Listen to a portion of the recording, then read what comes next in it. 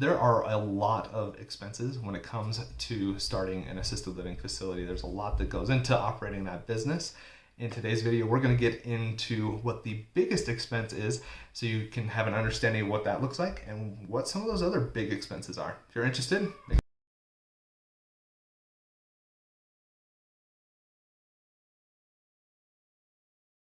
Hey everybody, welcome back to the channel. It's Brandon Gustafson. Welcome to Assisted Living Investing. Excited to have you on the channel today.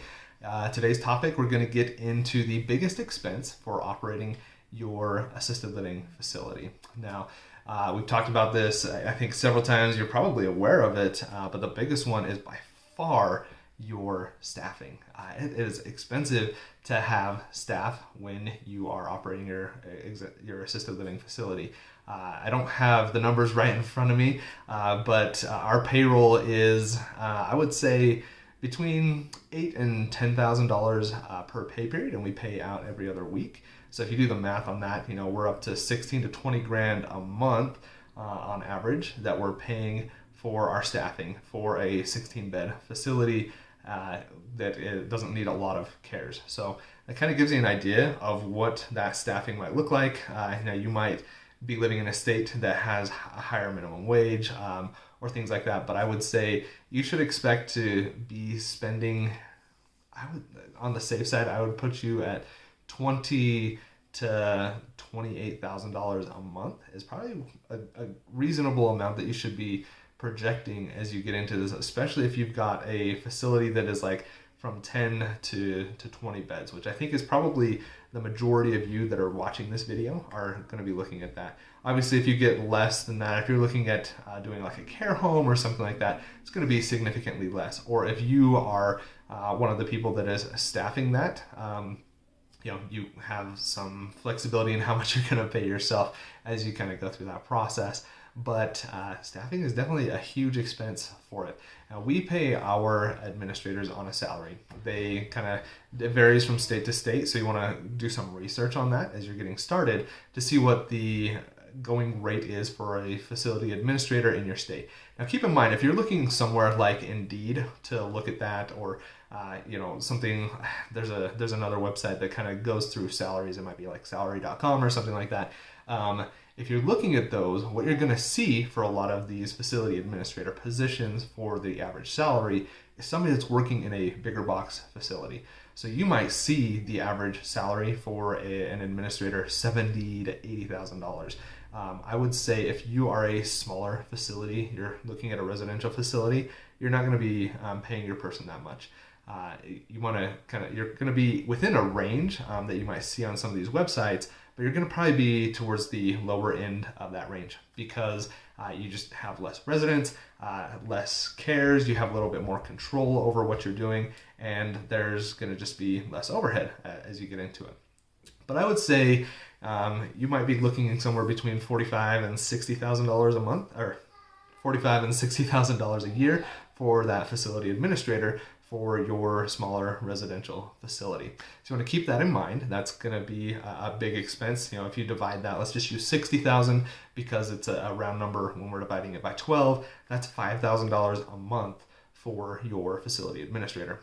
From there, you're going to need to make sure that you have enough staff to fully staff your facility.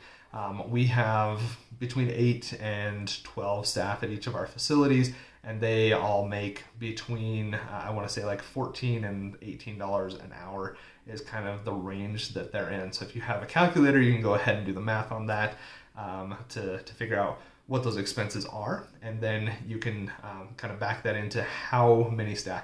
If you visit us on assistedlivinginvesting.net, I'll make sure we link that down in the bio. You can go ahead and sign up for our free underwriting calculator, and on there I've got a tab that actually goes through wages, and you can put that in there and plug those numbers in there for your facility administrator, and then also for your other staff. And I'll link above a video where I go through that calculator so you can kind of get a feel for how that works. And you might want to go ahead and look specifically for the video where I talk about the wages tab of the underwriting calculator. But as you get into that, it's going to kind of give you a lot more information on how you can build that out.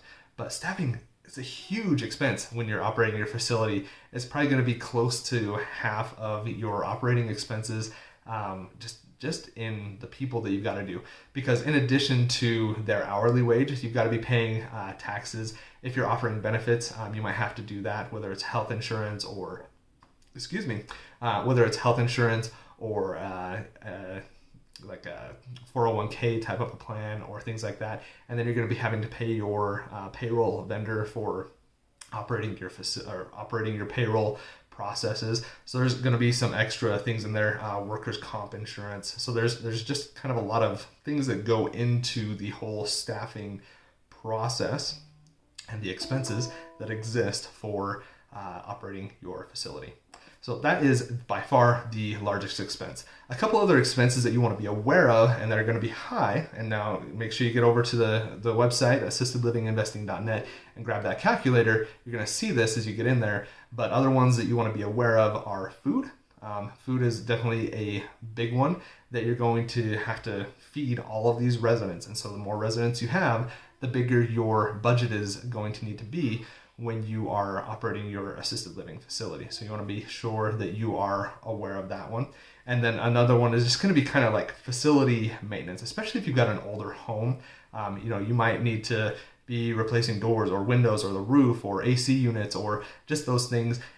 Make sure you're buffering in an amount there. Make sure you're budgeting and saying, I'm going to put $1,000 a month over into this kind of house maintenance type of a budget, so that I have that just available to me in case I need it, in case something breaks down, because stuff happens all the time.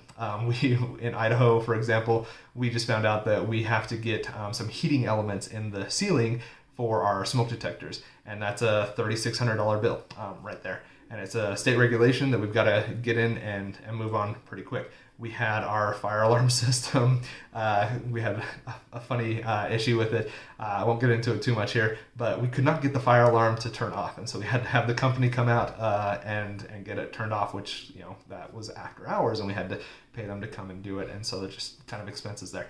So those types of expenses are going to creep up and get in there. Activities is another one, depending on how you want to do that, can be expensive. And also furniture. So you're going to need to be providing mattresses and beds and dressers to your residents, and those will last for several years, but you're going to have to also rotate them out, especially our facility in Colorado, which is a younger population. They're pretty rough on that furniture, and so we have to do it quite a bit. We have to churn it through more quickly than we do in our Idaho facility. So kind of pros and cons of a mental health facility versus an elderly care facility there. So hopefully that gives you enough information to kind of get you started on the types of big expenses, especially staffing, as you are getting into your investment journey with assisted living and trying to underwrite it and figure out if it works for you. As you're trying to figure out how that works, if you want to learn more about how much money you can generate when you're operating a facility, I'll link up a video where I talk about how that money comes to you and how much you can actually generate. You can generate a lot of money when it comes to assisted living, but you need to be aware of those expenses and how to have expense control and implementing a good financial management system. We'll talk about this in a future video, but Profit First or How to Grow Your Small Business by Donald Miller is also great.